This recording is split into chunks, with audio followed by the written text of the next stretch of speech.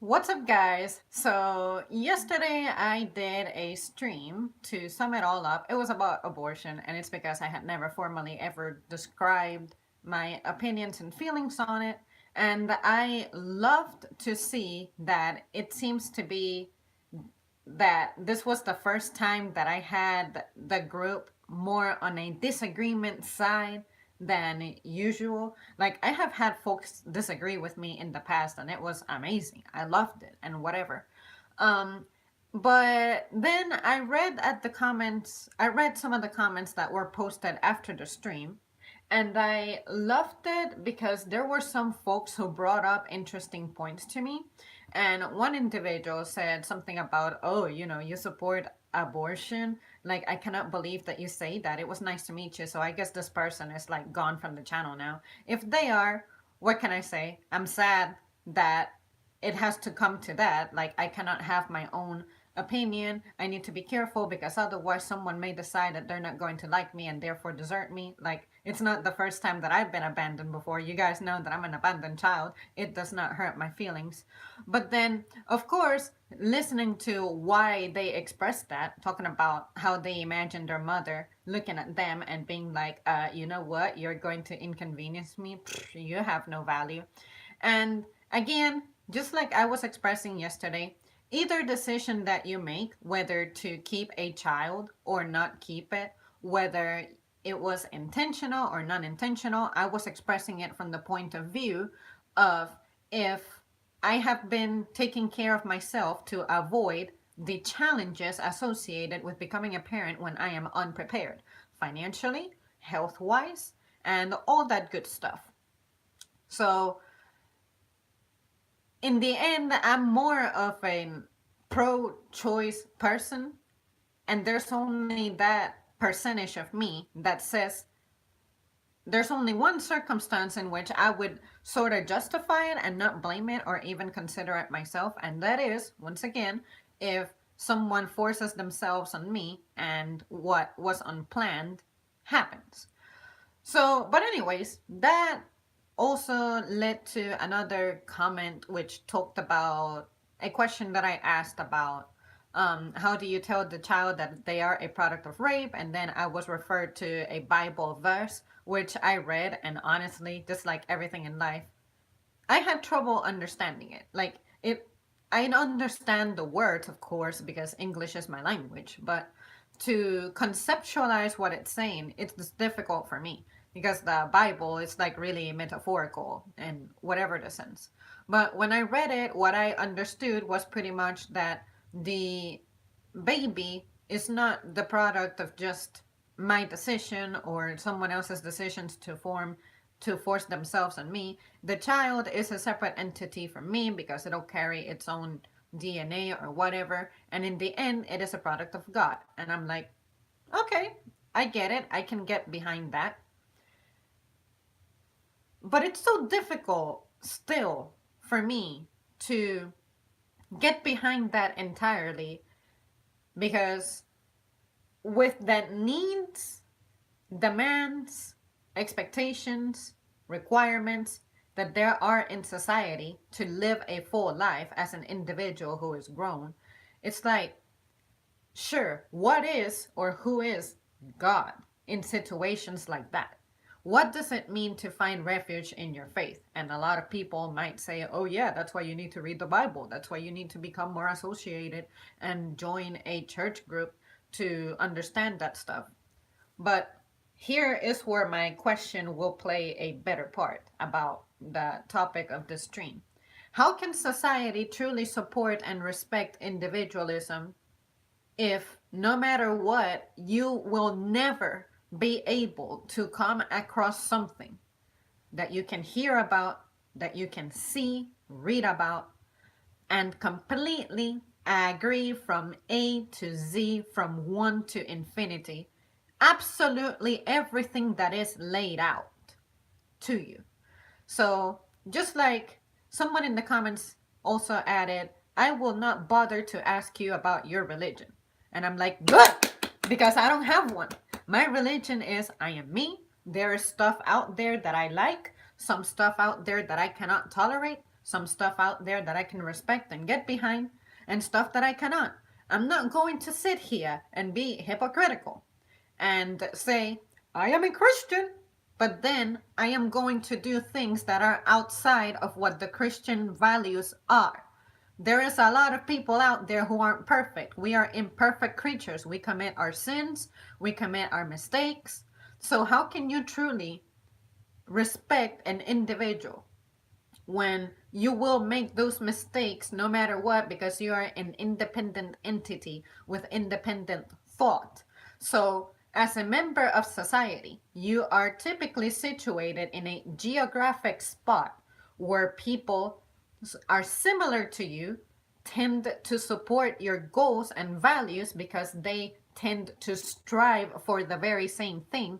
But we all know by now, in modern days, presently, that that is not entirely exact and true. That's why I utilize the word similar. What my interests are not the interests of my mother. All of them. She's not perfectly matching me. Why? She's different. She's an individual. She's independent. So some of the things that I like, she will not like. And guess what? My mother is the person who I have lived with pretty much almost every single day of my life. So we are very close. We share very similar values, very common values, but we are still not perfectly agreeing with everything. There is some stuff that I find heinous. There is some stuff that doesn't bother her. There is some stuff that she finds heinous that doesn't bother me.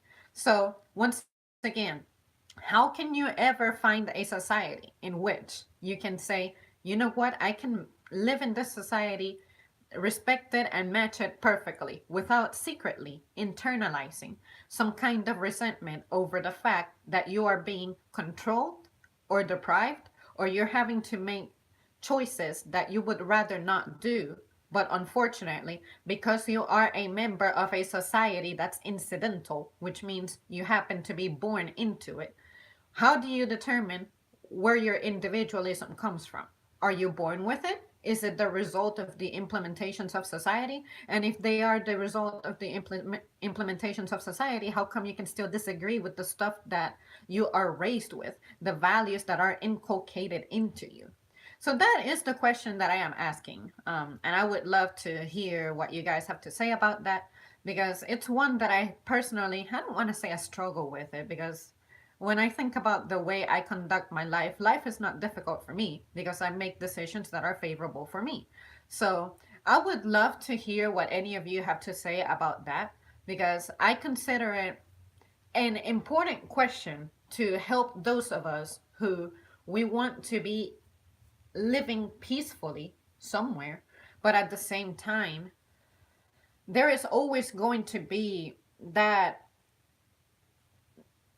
degree of disagreement with the values and morals and ethics, all that good stuff that has been pre-established by society before you even had a say in it.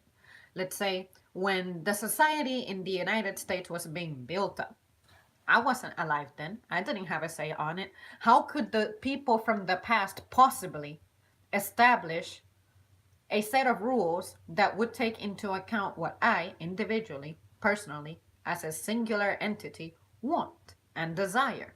So, how is it that we take the steps to create harmony in society? Sure, we have an economic system, we have a judicial system, we have a healthcare system, but I feel an education system, that's very important. I feel like those are the most important pillars in society.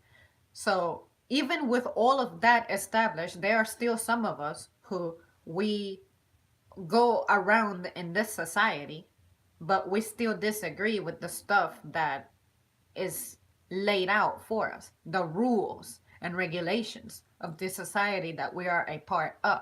So, once again, how is it that society has taken into account the fact that everyone, no matter what, will be individual? Like, there's people who, let's pick an example. Let's say, with the argument that I had yesterday about the only time that I find it, uh, what is it, compelling to be pro abortion with the stuff I talked about yesterday.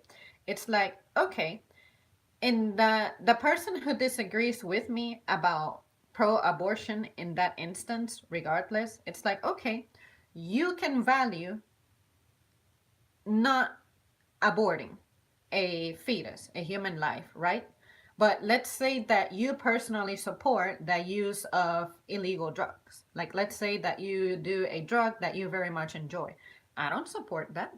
So, of course, I'm not comparing your habit with deciding on the life of a child, but that is an example of something that is integrated into society, which is illegal drugs are illegal for whatever reason, and yet you wish that they were not illegal. Clearly, the currently established rules in societies are not satisfying your beliefs. So, in my personal experience, it's like the currently established rules in society do not satisfy me completely when it comes to the ethical and moral ground of abortion. So, I think overall, in the grand scheme of things, ideally, abortion is an absolutely wrong thing to do. And then I'm not going to dwell on why I say that because yesterday I explained my point of view in which I find it, sort of okay, like circumstantially. But even then, I still do not have I'm still not going to be fully supported, and there's people who are not going to fully disagree with me. So, once again, how does harmony find its place in a society where society is made up of many members, many many people who exist within it. And we are all going to be different no matter how hard we study, how much education we get from our parents, how many values get inculcated into us, how much we go to church. We are still going to be different. Even if we read the same book, even if we read the same Bible, we are all going to have our own individual interpretations of it for one reason or another. So, once again, I ask the question, how does society ensure that our individualism is respected to where we can all live in it merrily and happily, making our own decisions, living in our own bodies, and just the decisions that we make, how does it affect others who are not directly involved with us? So, with that said, that's why I have expressed in the past that I really do not have very close contact with my family, and it's because a lot of their values I simply could not get behind. That's okay. I don't hate them. I don't resent them. They don't hate me. They don't resent me, or at least I don't sense that they do. But because of our severe incompatibility, it is healthier for us to be more separate than together. Because when we were together, there was a lot of arguing, a lot of wars, a lot of, like victim blaming, and that is just incredibly toxic. So, again, I asked that question, and I would love to hear what you guys have to say about it, and let me catch up with the comments. Hello, Garuda. Good morning, my super Fanja. Good morning, Holger. I love your title and thumbs up. Yeah, guys. Like everything that I say in here, I'm never trying to say that I have the answers to everything. I know I'll be wrong on some stuff. I'll be right on some stuff, and you guys will have your points. And on other instances, I'll be like, no. So that's never going to change the way that I am. But if I ever came across a situation to where, let's say, something that I discussed on the channel happens to me, I'll be the first one to share the story. It's like, guys, do you remember that time that I had the argument about, aborting or something? It happened to me. I got raped and now I'm pregnant. Now I'm having a lot of thoughts. I'm remembering what I said. I am feeling my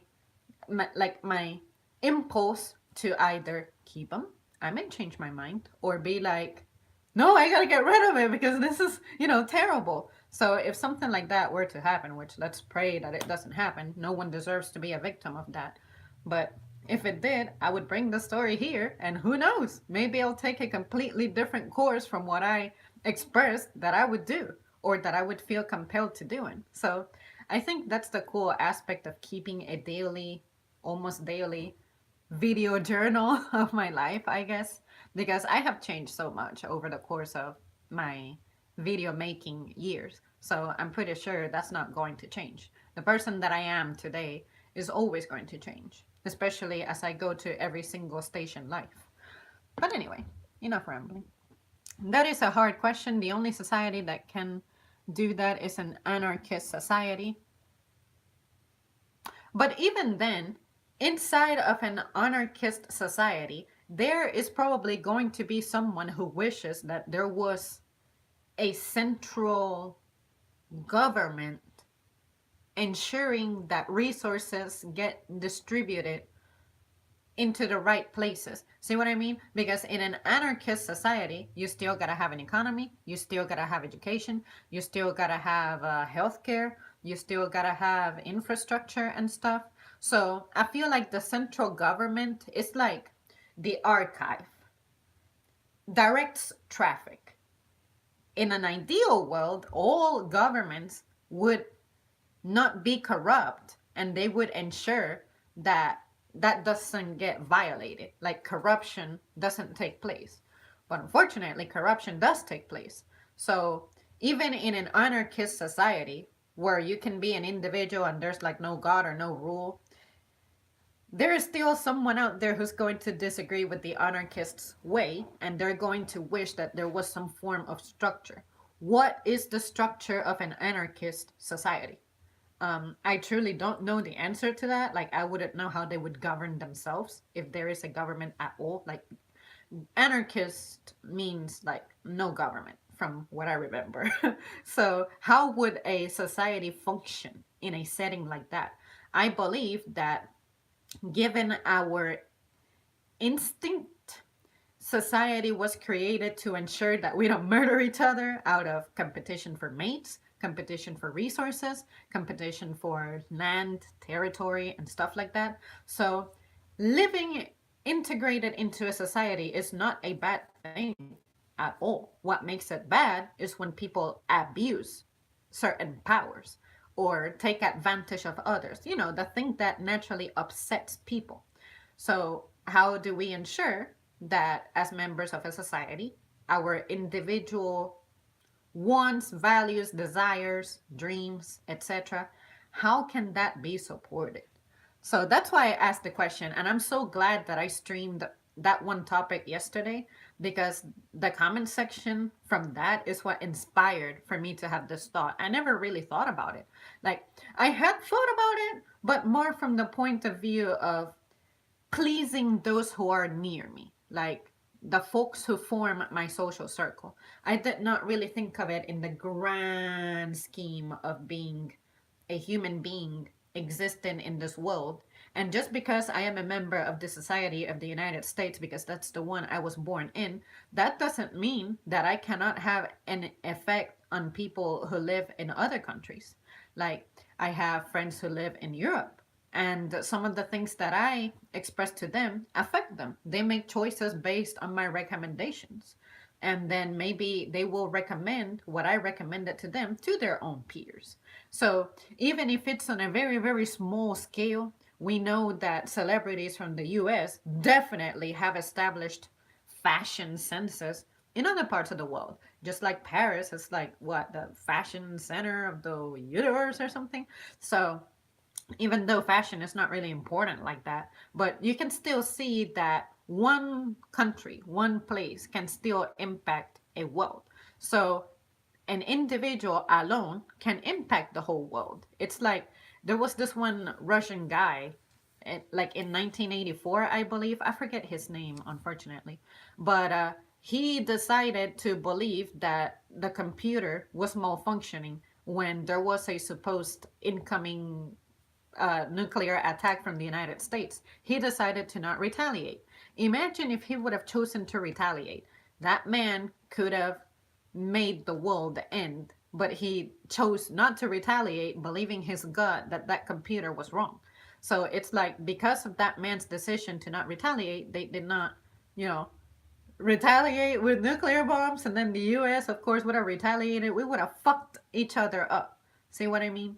So the decisions of two men from two different countries pretty much ensure that the planet still functions the way that we know it today. I would not have been born for that stuff happened way before my birth. So that's what I'm saying. You as an individual, you have a lot of influence, more influence than you think, even if you're just at home surfing on a computer all day long. You are absorbing information. You may have time to explore people's comment sections. Some comments are going to be genuine, some people are going to be disingenuous, but you are still absorbing information from other members in society, and that will impact your thoughts or provoke them. Or maybe alter your emotions or pull some strings. I have read some comments that have legitimately made me cry because it's people sharing their personal experiences. And I'm like, you know what? It would suck to be in that situation. Or I have been there, I know what it's like, so I can totally relate. Things like that. So yeah, you guys, that's pretty much it from me. I'm going to go back to your comments. I am technically an anarchist, but not those fake anarchist Antifa. They are fascists. Individualisms, think about Catholic communion. You know, what is the Catholic communion? I've never known that. I've heard folks who are into Catholicism, they have said that they have to do their first communion or something when they are kids. What's that? Does anybody know? Do you know what I'm talking about? Or am I imagining things? I see it as tribalism. You know what? I have always wondered what it would be like to live in tribal times. Like, live in a little village. You're a member of that village, and it's like you have this one elder, typically an elder, who's just in charge. They have freedoms and or not freedom, excuse me, the wisdom, since they have been alive for so long. They have raised multiple generations. They have fought wars just in case you're in a tribe that was facing some kind of invasion. Like I think in the Caribbean, they weren't there like wars between tribes and stuff. Like I don't know, a tribe from one island may go for another island or something. Anyways, I believe I read that somewhere a long time ago. So, and like we value the experiences of elders in present day. Like we hear someone who's a Vietnam veteran, oh yeah, you served in Vietnam, and even though we totally, we lost that war from what I understand, but we made it somehow. So we value the opinion of that elder, even though that elder is not in charge of a village, of a community, a small group of people. I think that issues with society came about when we became really broad. Like there was no longer a focus, a centralized neighborhood, put it that way. It's like we dispersed so much, and that's how we started mixing with other people with different values from ours. Whereas if we lived in tribal times, was there really a necessity for you to think differently? I would imagine your necessities were met. You were close to your family was helping you raise your children, you were hunting and gathering along with other people. Like you are a member of a society out of necessity. That's just the way we are built as human beings. We are social creatures, and of course, we are social creatures because of mutualism. We benefit more if we work in groups, if we work in teams. So I would imagine that in tribal times, you would have a team of hunters and gatherers. And then at home, you would have the team who would prepare the food. And you also had a team who was developing medicines. And you had a team that was training to fight for wars and stuff. Or maybe you all had specialized, it's either you were specialized on a field, like say being a cook, being a medic, or being a warrior or something, or because you're such a small society, the elder of that society can monitor everyone's progress, and it's like, you know what, you are a good hunter and gatherer, but you are really weak in combat. Let's strengthen your combat skills. And then you can coach someone who's weak in hunting and gathering on how to be a good hunter and gatherer. And that person happens to be a good warrior. So let me redistribute that coaching. See what I mean? I would imagine that's how it worked because at some point we were working as members of a society. That's why humans have made it for so long, for thousands of years. I cannot believe that everything has just worked magically out of thin air. There had to be a different form of management. But now, as a society who has valued being a worker more than being a member of a family, I feel that that's where stuff is getting lost. And that's why a lot of us are realizing, you know what, I don't belong with my family. I don't belong in my hometown. I don't belong in this and that. It's like we're just wanderers looking for our ideal and optimal place to be at, but we cannot seem to find it from how integrated we have become.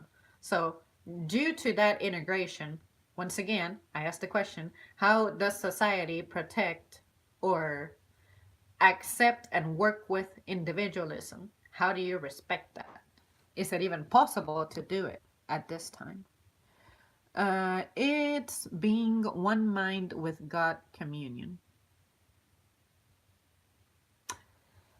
See, I wish that I could wrap my mind around the stuff that's in the Bible, but it's so difficult for me. It's like my reading comprehension when it comes to it is just out of it. But I promise you that I have not been intimidated by it.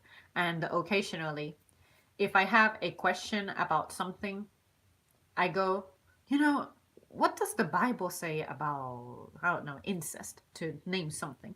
And then it gives me a reference, and I'm like, okay, I'm gonna read this. What does the Bible say about the end of days, so called nuclear war? I have read that about the end of times. I can get behind that. I see the symptoms in our current society. But outside of that, it's like, ugh.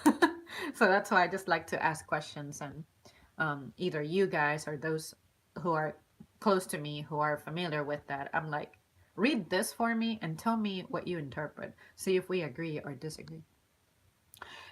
I rather, I guess you mean a member of tribal times. The modern Western world is so boring and gay.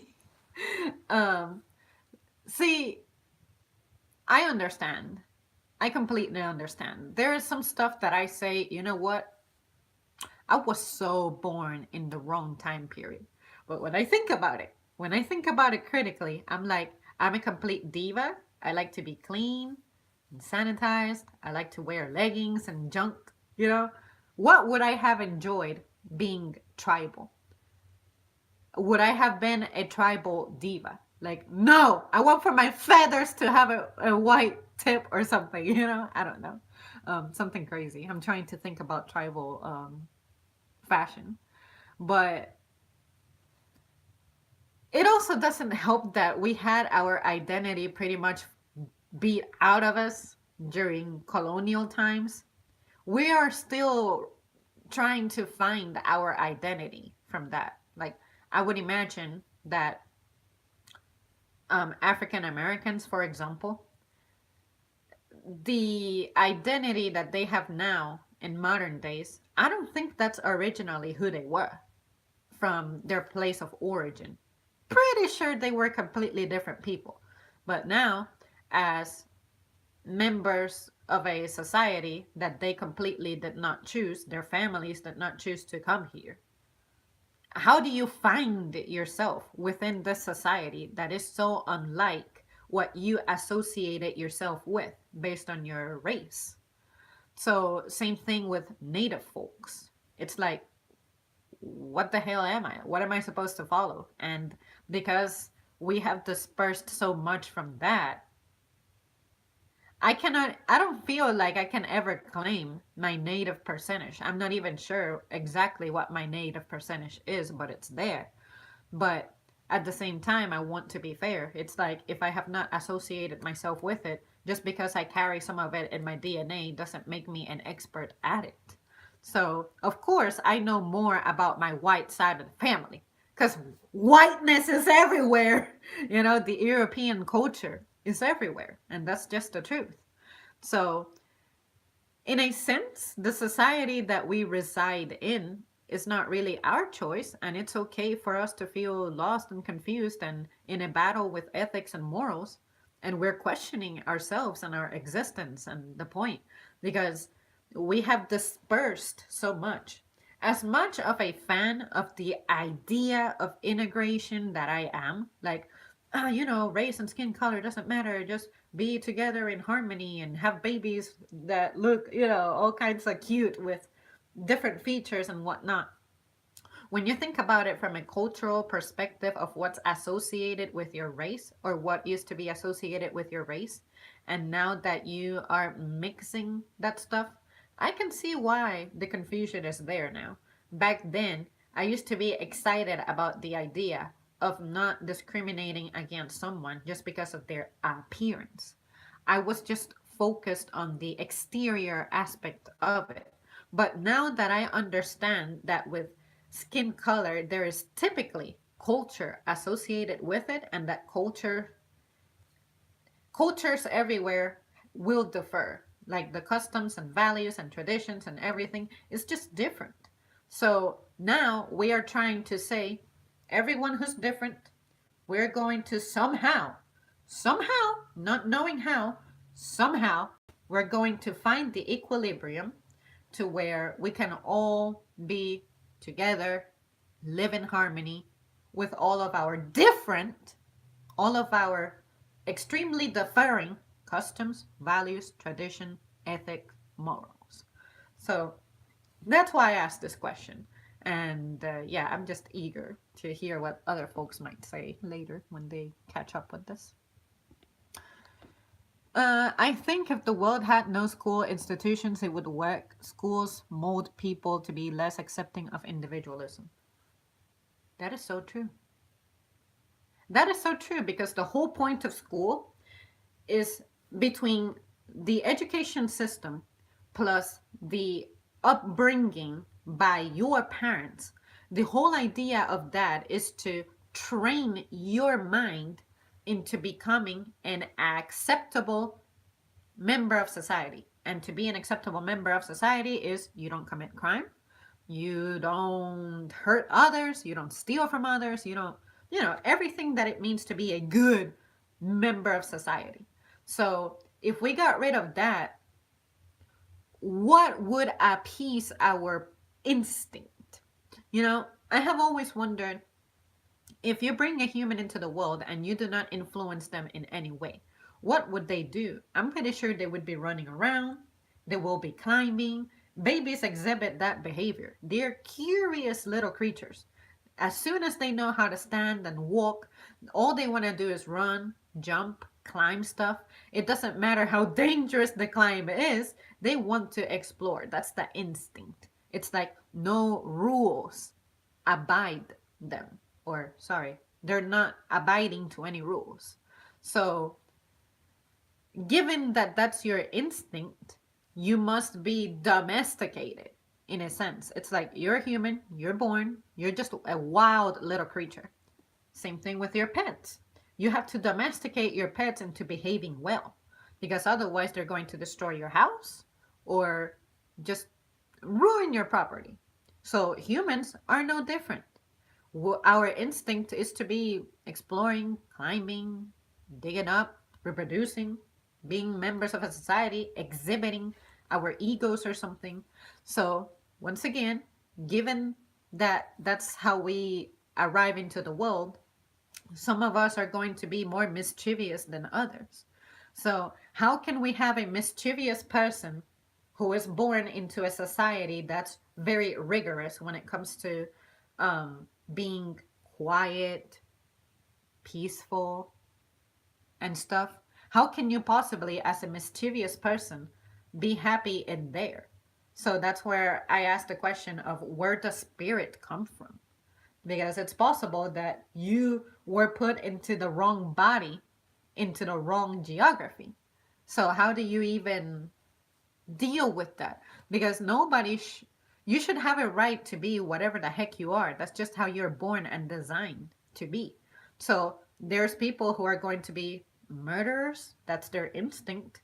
How do we deal with that problem? Clearly, they are a threat to the rest of society because the rest of society is not used to, or they are not properly trained to deal with someone who has that kind of instinct, that instinct to hunt and hurt. So, because of that, that's why we have the so called forces that deal with folks like that. Like, if you're someone who's going to disturb society for what it is, that's why you get put in prison and stuff. So, if that person cannot help their killer instinct, their, what is it? Instinct to hurt, is that person just naturally a bad person, or is that a behavior that you can truly domesticate? If this person, usually people like that, they had a messed up upbringing, but even folks who had a righteous upbringing, you do fucked up shit too. So that is not absolutely indicative, or it doesn't guarantee that you'll grow up into being a great person. I come from a broken home. I never break the law. I've never been in trouble for anything. But does that make me perfect? No. Does that mean that I cannot ever do something really fucked up in the future? No. Like, what's to keep me from doing something stupid? Like, my brother and I had the very same upbringing, but he has done some stupid junk that he has had to face the consequences for. So, but of course, you're immediately going to say, well, the difference is male, female, different effects. True. So, once again, how did we ensure that we were respecting and reinforcing our individualism to be members of this society? Like, see what I mean? So, I know the question is complicated and messy and difficult, and that's why I bring it up because I'm like, I don't know what to think. I can always think of something to counter an argument. Like the way that you guys were countering my conditional argument yesterday, I thought about that too. A lot of the stuff you guys brought up, I had thought about it. So if there's always going to be a way to counter something, what's the point of establishing a rule if we are always going to be able to find exceptions to the rule? Like, isn't that everywhere though? It's like if and only if this and that happens, why would you have a fine print on things? Like, it's not applicable for this and that. Or, see what I mean? We create our own confusion, we trip each other. So, on a social level, how do you protect people from being, tripped and tricked and deceived and messed up? See what I mean? But anyways, guys, I know it's difficult, but that's why I just brought it up. I meant it as how schools try to turn people into zombies and worker bees. I meant it as versus stuff like homeschooling. Yeah, like our education system definitely needs an urgent reform because it is still, the courses of study still treat us like we are going to be factory workers. And if you ask me, that is one way that we're destroying our countries. Because as opposed to exposing children from an early age to actual concepts that are relevant to society given its times, we're not training like that. We're not being educated like that. My mother always made comparisons of how she was teaching certain children certain skills versus what she remembers her school experience being like. She was definitely more hands-on. She had the that one economy, domestic economy class or something. My mother took that class and it helped her. She can fix her own clothes. She can cook pretty much anything. She knows stuff that I had to find out because I took the initiative to educate myself on those matters. Like, I still don't have skills on how to fix my clothes, so I am being dependent on replacing my clothes. Whereas at some point in history, we used to not buy anything new. We used to keep fixing and repairing until something was just not no longer repairable. That's when we opted for, you know what, we need to make something new or get something new. But now that we have created a consumeristic society, we are not thinking in those terms. We're not thinking about having relevant skills. Now we are in a very comfortable stage in our lives. Like, we don't have to worry about going out and getting our food. It's almost like our food comes to us. We get product from other countries. That used to not be possible some 100 years ago. So, but anyways, I like your explanation though. Yeah, definitely. This, I don't want to sound repetitive to your point, so that's why I try to say something that's different from what you may be expecting to say. So, sorry if you felt that I wasn't getting what you were telling me initially, but yeah, I hopefully came back around because I like to ramble. That's the whole reason I do this. Society and individualism are little at odds depending on who you're talking about. The rich very are very individualist. As for the education system, it's in desperate need of an overhaul. Because for me, when I was in school, I always wondered, when the hell is any of this going to be useful for me? So presently, some skills that we should have, and we have gone over this before on other streams, is we need to learn how taxes work. How does investment work? Because it seems to me that the best way to become rich these days is you need to have investments. Because, okay, even if you have a six-figure salary or something, when do you feel financially stable? What's your income? And Ollie, we talked about this. You asked me when enough money is enough, if there ever is. And I said, I think $3 million per year is pretty damn comfortable. You can account for any kind of unforeseen or foreseen emergency, and you can also think about having offspring without worrying about financial burdens. If your offspring turns out to be sick, demanding attention and everything, $3 million, if you're good managing money, you'll be able to, afford it. But if you want to have a lavish lifestyle that you cannot really sustain, that's different. That's where you have to determine what your priorities are and what your values are. For me, the very first thing with a $3 million salary that I would make sure is I would make sure that I'm free of debt. Debt is terrible. So once I'm free of debt, I'm like, you know what? I have money to save for my future. Like, I deserve to have a retirement at some point. My mother, it's very likely that she's not going to retire. She'll probably need to work until she dies. That is completely unacceptable to me. At some point, you could retire and enjoy some of your old age. But now it's like, nope, you gotta keep working and working and working and working. We are designed to be workers. Like, my mind is constantly, I gotta hustle. I gotta try to keep selling shit.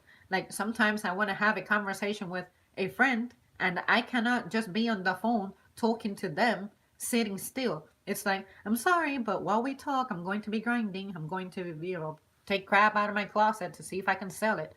I'm going to be looking at my schedule at work to see if I gotta bring myself up to scheduled hours or this and this and that. It's always thinking about money, money, money. How can I make ends meet? Because I'm in a disadvantaged position right now.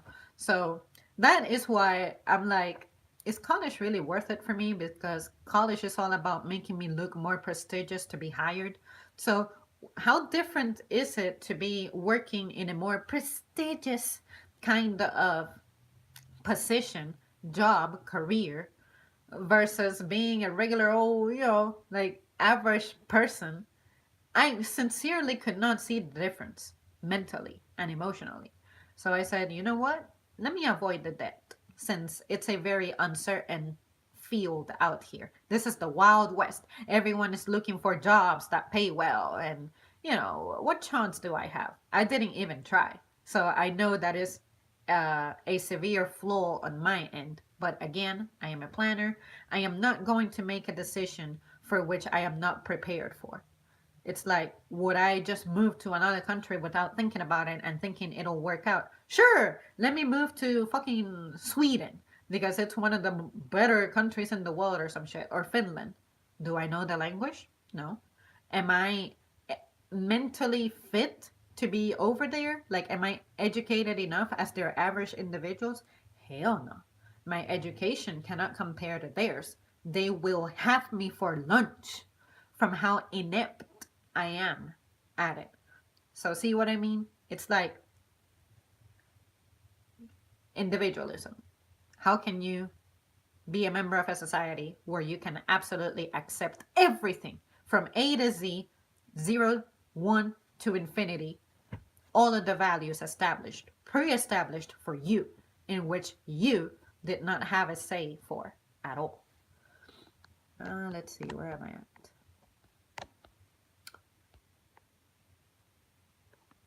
In the UK as well, it's similar, I think.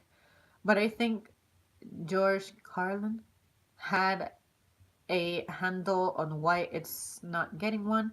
I want to homeschool my kids. I want them to be individuals and not shibble. The powers that don't want a nation of people capable of critical thinking, they want obedient workers. Exactly. Exactly. People who are just smart enough to run the machines, but just dumb enough to accept whatever shitty deal you give them. And of course, your political involvement by voting is masqueraded as a democracy where, but where is the representation of the people? I'm pretty sure that the politicians that are up there, they have no idea what I'm going through. They have no idea what my actual needs are. Or maybe they know, but it's not relevant to them because they are way above that stage in their lives already. Why would my feelings, life quality affect them? It doesn't. If I were their family member, sure. But this is where I feel that Garuda dispersing from tribal ways hurt us. Because at least if you're a member of a tribe, you build with the folks who are members of your tribe. You know their names, you know their families, you know their conditions. You just know each other very well. Whereas now, let's take my job, for example. I've been at my current job, same building, same place, same address, 5.5 years. I have seen so many people come and go. The first people I worked with, I used to know their names. I used to know what they were going to school for. I used to know some of their family members who used to shop at the same place we work at. I used to know what some of their kids looked like. Now they're gone. Some are in a different state. Some went to a different city. I'll never see them again. We used to be tight as hell. We used to talk. We used to make jokes. We sometimes occasionally had lunch together. But now it's like, poof, they vanished. Because our society has become so much more interconnected now that it's very difficult to maintain meaningful, significant, lasting relationships. And as social creatures that we are, it is important for us to feel like we belong to a group that has our back, a group that we are supported by. But nowadays, we seem to be more at the mercy of the, what is it, generosity of strangers. Like, I have received help from people who didn't even know me that well. I'll never forget. Christmas 2014. One of my customers gave me a Christmas card with $100. And all she said was, "You're so consistently nice, consistently grace. Great. I feel like doing this for you." And I was like, I was not expecting that at all. And this lady, when she would come to my line, we wouldn't even have, what is it, deep conversations. For all I know, politically, we may have completely different opinions. But she was still a generous person. So I feel like that's where we are at now. It seems that people who we don't know, people who haven't we never even met, they are displaying or conducting acts of generosity and care more than those who you actually become acquainted with. Now, of course, me as someone who works at a store, it's like it would be difficult for people to show me generosity very often because, hell, I'm struggling, they're struggling. We're on the same boat, we're on the same social level. But even then, they try to come up with a way of giving, even if they don't have a lot. Anytime we have a donation drive for a disaster relief, the folks who I know are on a tight financial situation, they still find $1 or a few pennies to give, or $5 sometimes. So it's like the we don't have a centralized focus anymore as members of a tribe. Now it's broader and it looks like a good thing. But unfortunately, we have a lot of people suffering from loneliness and things like that because we are no longer retaining those connections. So, once again, individualism. How can you be a member of a society where a lot of the values you cannot get behind? Absolutely. Like, yeah, I can absolutely be a conservative. There is absolutely nothing wrong with the Conservative Party. Of course not. I cannot say that. In the same manner that I cannot say I'm a Democrat. Because a lot of the. So I see the timer going, but I see that I am reconnecting or something. The weather is pretty bad. Today, like nothing but clouds outside. I hope that this comes back somehow. But anyways, I'm gonna continue. Hope for the best. um,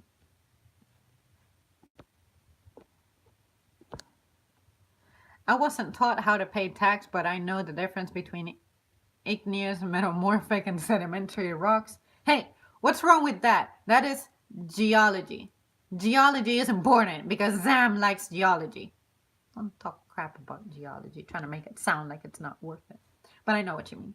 Nobody needs a 10-figure bank account. Billionaires hoard an inordinate amount of wealth and have the nerve to blame the poor for killing industries by not having money.